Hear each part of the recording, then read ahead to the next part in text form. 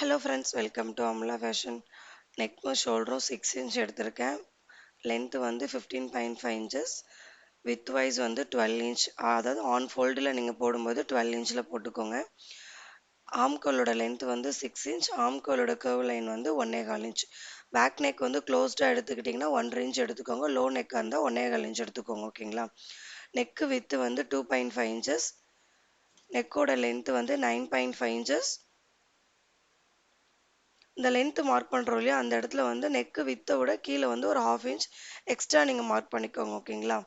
So நான் ½ inch extra mark பண்ணி scale வச்சு இந்த மாதிரி எல் ஷேப்பில் நான் லைன் போட்டுக்கிறேன். இப்போ வந்து இதுக்கப்புறம் தான் நம்ம டிசைன் பண்ண போகிறோம் இல்லையா? ஸோ அதோட நான் வந்து ஃப்ரெஞ்ச் கர்வ் ஸ்கேல் யூஸ் பண்ணி தான் நான் மார்க் பண்ண போகிறேன். ஷோல்டர் ஜாயின் பண்ண ½ inch விட்டுட்டு அந்த கர்வ் லைன் வந்து அப்படியே வந்து மார்க் பண்ணிக்கோங்க. அப்படியே ஃப்ரெஞ்ச் கர்வ் ஸ்கேல் வந்து டவுன்வேர்டில் திருப்பி போட்டு மறுபடியும் கீழே அந்த கர்வ் லைன் வந்து நீங்கள் மார்க் பண்ணிக்கோங்க. ஓகேங்களா? நம்ம ஃப்ரீ ஹேண்டில் வரையும் போது இந்த கர்வ் வந்து கரெக்டாக வராது. So French curve scale use பண்ணி நம்ம கட் பண்ணும்போது நமக்கு ஈஸியாக இருக்கும். ஓகேங்களா? பிகினராக இருக்கவங்களுக்கு யூஸ்ஃபுல்லாக இருக்கும். கீழே வந்து 3 inches அந்த கர்வ் லைன் கிட்ட 2 inches அது வந்து பார்த்துக்கோங்க. இப்போ இது வந்து நம்ம மார்க் பண்ணியிருக்கோம் இல்லையா அந்த இடத்துல வந்து கட் பண்ணி எடுத்துக்கலாம்.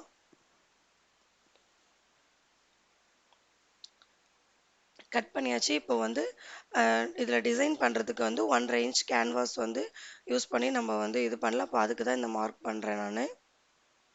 கேன்வாஸ் எவ்வளோ வித்தில் கட் பண்ணணும் அப்படிங்கிறதுக்கு தான் அந்த மார்க் பண்ணியிருக்கேன். இதில் 1.25 inch நான் மார்க் பண்ணேன். பட் ஆனால் 1.25 inch வச்சா அந்த டிசைன் அவ்வளோவா தெரியல. ஸோ அதனால் 1.5 inch வச்சுக்கிட்டேன். அப்புறமா லென்த்து வந்து ஃபஸ்ட்டு கட் பண்ணிக்கோங்க. கட் பண்ணிவிட்டா இப்போ வந்து நம்ம பேசிக்காக லைனிங் வந்து கட் பண்ணி முடிச்சிட்டோம். இதுக்கப்புறம் தான் எப்படி ஸ்டிச் பண்ண போகிறோன்றதை நான் உங்ககிட்ட சொல்ல போகிறேன். அவ்வளோதான். இதுதான் டிசைன். இதில் நம்ம என்ன பண்ண போகிறோன்றதை இதுக்கப்புறம் நீங்கள் பார்க்க போகிறீங்க.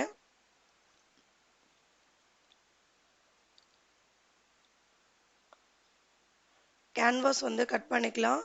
கேன்வாஸ் வந்து ஆன் ஃபோல்டில் போட்டுட்டு இந்த பேக் பார்ட் மார்க் பண்ணியிருந்தோம் இல்லையா அது வந்து அப்படியே எக்ஸாக்டாக மார்க் பண்ணி எடுத்துக்கோங்க.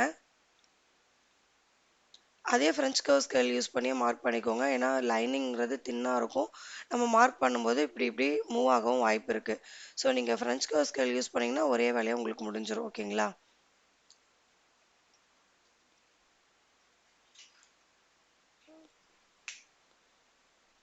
மார்க் பண்ணிவிட்டு இப்போ வந்து 1.5 inch வந்து ஃபுல்லாக மார்க் பண்ணிக்கோங்க. மார்க் பண்ணிட்டு மறுபடியும் ஃப்ரெஞ்ச் கர்வ் ஸ்கேல் யூஸ் பண்ணி மறுபடியும் இந்த லைனும் போட்டுக்கோங்க.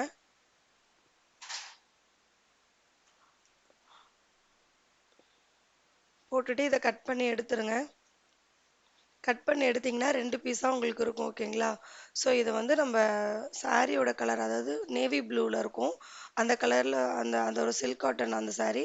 ஸோ அது மேலே இதை வச்சு நம்ம அயன் பண்ணிக்கலாம். ஏன்னா அதுதான் நம்ம டிசைன் பண்ண போகிறோம் அந்த ஃபேப்ரிக்கில். ஸோ அது மேலே வச்சு நம்ம அயன் பண்ணி எடுத்துக்கலாம். இது வந்து பேக் பார்ட் நம்ம கட் பண்ணியிருந்தோம் இல்லைங்களா லைனிங் அதுக்கு மேலே நான் கேன்வாஸ் ஜஸ்ட்டு இப்படி ப்ளேஸ் பண்ணுறேன். இப்போ வந்து அந்த நேவி ப்ளூவில் வந்துட்டு சில்க் காட்டனில் வந்துட்டு கேன்வாஸ் வச்சு நான் அயன் பண்ணிக்கிட்டேன். இதில் நான் யூஸ் பண்ணுற அயன் பாக்ஸுமே நான் காமிச்சிருப்பேன். உங்களுக்கு வேணும்னா நீங்கள் வந்து ஃப்ளிப்கார்ட்டில் ஆர்டர் போட்டுக்கோங்க. இதே கலரில் க்ரீன் ப்ளூ இருக்கும். நீங்கள் க்ரீன் ஆர்டர் போடாதீங்க. அதில் வந்துட்டு ஸ்டீம் வராது. இந்த கலரில் தான் ஸ்டீம் வரும். ஸோ நீங்கள் இதுவே ஆர்டர் பண்ணி வாங்கிக்கோங்க. ஓகேங்களா? இப்போ கட் பண்ணியாச்சு. கேன்வாஸ் எட்ஜ் வரைக்குமே உள்ள ப்ளூ கலர் கட் பண்ணி எடுத்துருங்க. இப்போ அடுத்து வந்து இந்த ட்ரையாங்கிள் ஷேப்பில் இருக்கு இல்லையா லேஸ் வந்து ரைட் சைட் ஃபேஸ் பண்ண மாதிரி வச்சுட்டு நம்ம அந்த ட்ரையாங்கிள் இருக்கு இல்லையா அந்த இடத்துலையே ஸ்டிச் பண்ணிட்டு வரலாம்.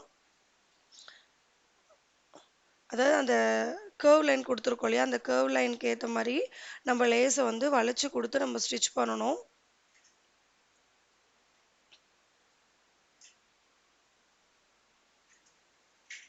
இந்த இடத்துல மட்டும் வரும்போது லேஸை வந்து ஃபோல்ட் பண்ணிக்கோங்க. அப்படியே ஸ்டிச் பண்ணிங்கன்னா உங்களுக்கு வராது. ஓகேங்களா? அதுவுமே அந்த வி ஷேப்பில் நம்ம வந்து ஃபோல்ட் பண்ணிவிட்டு நம்ம ஸ்டிச் பண்ணோன்னா நமக்கு வந்து நீட்டாக ஃபினிஷிங் வரும். ஓகேங்களா? எப்பயுமே நெக்லைன் ஃபினிஷ் பண்ணும்போது அந்த ஷார்ப்பாக இருக்கிற இடத்துலலாம் நீங்கள் பொறுமையாக நீடில் விட்டு ஃபேப்ரிக்கை டர்ன் பண்ணி ஸ்டிச் பண்ணுங்கள். ஓகேவா? கரெக்டாக அந்த ட்ரையாங்கிள் மேலேயே நமக்கு ஸ்டிச்சஸ் வரணும். ஸ்டிச் பண்ணி முடிச்சாச்சு. எக்ஸ்ட்ரா உள்ள லேஸையும் கட் பண்ணிட்டேன். இப்போ வந்து அந்த லேஸ் நம்ம வந்து ரைட் சைடு வச்சு ஸ்டிச் பண்ணோம் இல்லையா அந்த லேஸை மட்டும் ராங் சைடு நம்ம டர்ன் பண்ணோன்னா நமக்கு வந்து இது வந்து நீட்டாக வந்துடும். ஓகேங்களா?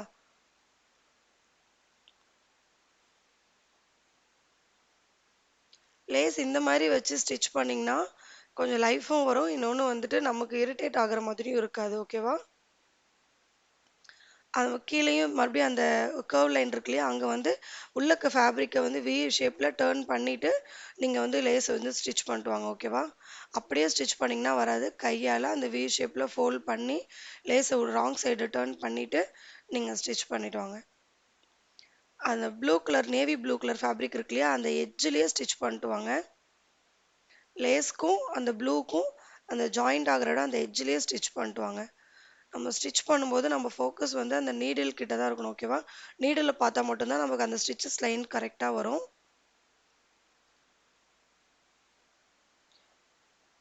ஸ்டிச் பண்ணியாச்சு. இதே மாதிரி இன்னொரு சைடும் வந்து நான் ஸ்டிச் பண்ணிக்கிறேன். இதே மாதிரி இன்னொரு சைடு ஃபேப்ரிக் இருக்கும் இல்லையா, கேன்வாஸ், அதுலேயுமே இதே மாதிரி ஸ்டிச் பண்ணிட்டா நமக்கு வந்து டிசைன் வந்து ரெடி ஆகிடும். ரெண்டு சைடுமே இந்த மாதிரி நம்ம லேஸ் வச்சு ஃபினிஷ் பண்ணிக்கலாம். இன்னொரு இது நான் ரெடி பண்ணிட்டேன்.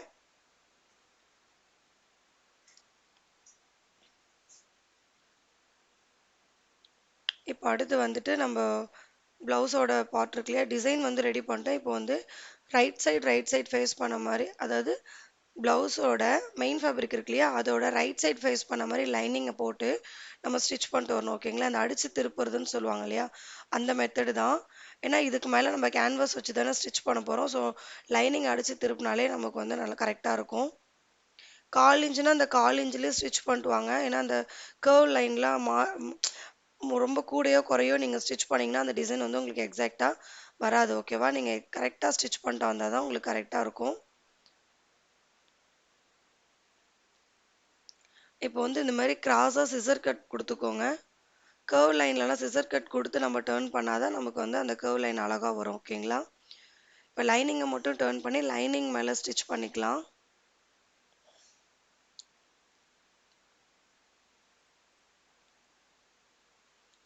லைனிங் ஸ்டிச் பண்ணதுக்கப்புறம் லைனிங் வந்து டோட்டலாக ராங் சைடு டேர்ன் பண்ணிங்கன்னா உங்களுக்கு வந்து நம்ம ஃபஸ்ட்டு அந்த கர்வ் லைன் கட் பண்ணோம் இல்லையா, அது வந்து உங்களுக்கு வந்துடும். ஓகேங்களா?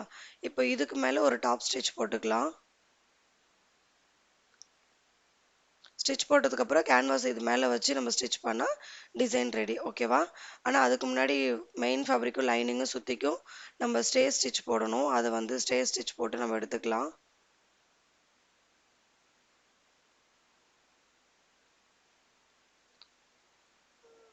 லைனிங்கும் மெயின் ஃபேப்ரிக்கும் மூவ் ஆகாமல் நம்ம ஸ்டிச் பண்ணுறோம் இல்லையா, அதுக்கு பேர் தான் ஸ்டே ஸ்டிச்சுன்னு சொல்லுவாங்க. ஓகேவா? ஸ்டிச் பண்ணிட்டு எக்ஸ்ட்ரா உள்ள மெயின் ஃபேப்ரிக்கை கட் பண்ணி எடுத்துருங்க.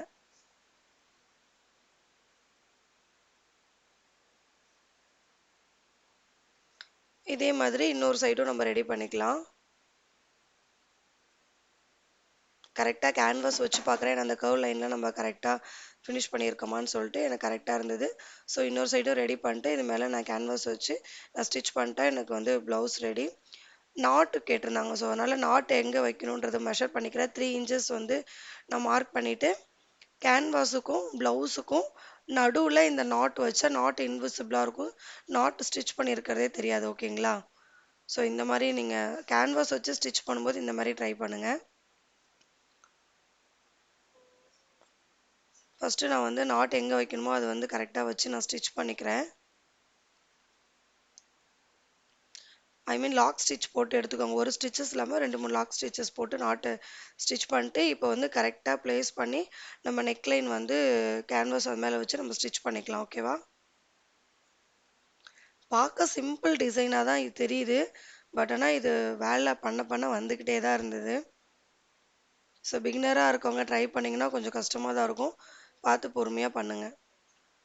ஒரு சைடு ஸ்டிச் பண்ணிட்டோம். அதேமாரி இன்னொரு சைடும் நம்ம ஸ்டிச் பண்ணிக்கலாம். நீங்கள் கேன்வாஸ் மேலே ஐ மீன் இப்போ நம்ம ப்ளூ கலரில் டிசைன் பண்ணியிருக்கோம் இல்லையா, அதுவும் ப்ளவுஸ் போய்ட்டு மூவ் ஆகாமல் இருக்க பெல் பின் போட்டுட்டு ஸ்டிச் பண்ணுங்கள். பிகினராக இருக்கவங்க அப்படியே ஸ்டிச் பண்ணிங்கன்னா கீழே இருக்க அந்த ப்ளூ கலர் ஃபேப்ரிக் வந்து சுருங்கின மாதிரி இருக்கும். ஓகேவா?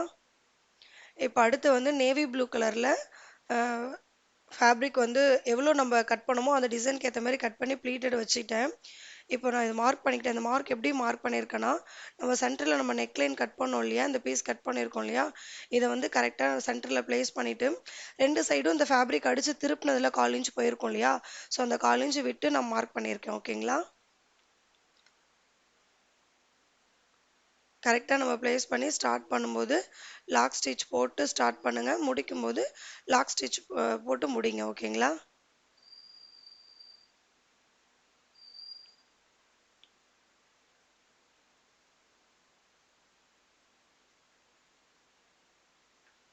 இதே மாரி இன்னொரு சைடும் நான் ஸ்டிச் பண்ணிக்கிறேன்.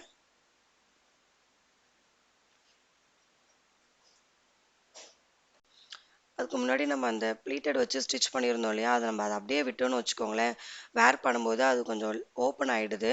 ஸோ, அதனால அதுக்கு மேல வச்சு நான் ஸ்டிச் பண்ணியிருக்கேன். ஏன்னா, இதுக்கு முன்னாடி இதேமாரி நான் ஸ்டிச் பண்ணியிருக்கேன். ஸோ, கஸ்டமர்ட்ட இருந்து எனக்கு அது ஒரு கம்ப்ளைண்ட்டா சொன்னாங்க. ஸோ, அதனால இதுக்கு மேல நான் ஸ்டிச் பண்ணிக்கிறேன். இதுக்கு நீங்க அந்த ஸ்டிச் பண்றீங்களா, அதுக்குள்ள பாம் ஆர் ட்ரையாங்கிள் ஷேப்ல அந்த ஸ்கை ப்ளூ கலர்ல ஃபேப்ரிக் வச்சு கூட நீங்க ஸ்டிச் பண்ணி அத ஃபினிஷ் பண்ணிக்கலாம்.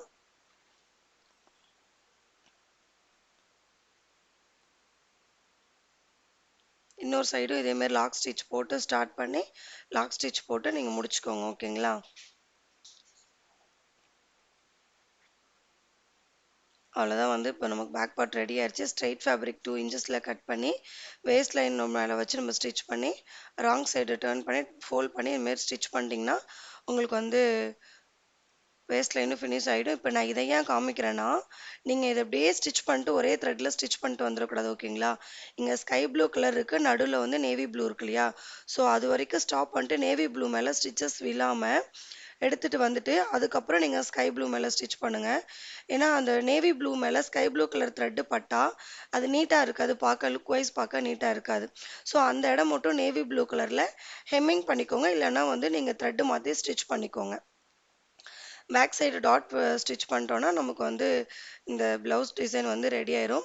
இந்த டிசைன் உங்களுக்கு பிடிச்சிருந்தா லைக் பண்ணுங்க. என்னோட சேனல இதான் ஃபர்ஸ்ட் டைம் பார்க்குறீங்கன்னா, சப்ஸ்கிரைப் பண்ணிக்கோங்க. தேங்க் யூ ஃபார் வாட்சிங் திஸ் வீடியோ.